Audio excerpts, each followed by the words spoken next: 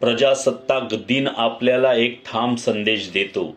भारताला अनुयायीत नको तर विचार करणारे, निर्णय घेणारे आणि जनतेसाठी उभे राहणारे नेते हवे. संविधानाने आपल्याला मतदानाचा अधिकार दिला, पण नेतृत्वाची जबाबदारी आपल्यालाच घ्यावी लागेल.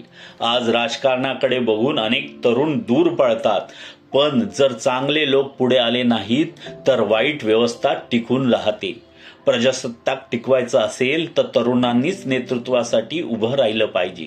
नेतृत्व म्हणजे पद नाही, ती धाडसाची, विचारांची आणि जबाबदारीची परीक्षा आहे.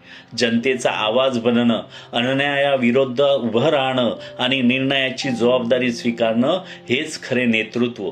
नेता नेक्स्ट हा कोर्स तरुणांना फक्त भाषण शिकवत नाही, तो संविधाननिष्ठ विचार देतो, लोकांशी जोडून काम करायला शिकवतो आणि संघर्षातून नेतृत्व घडवतो.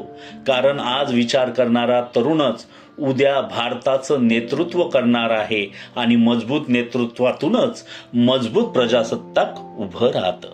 भारतीय फर्स्टच्या सोशल लीडरशिप प्रोग्रामला जॉईन करा आणि प्रभावी समाजसेवा शिकून समाजात नवा बदल घडवा.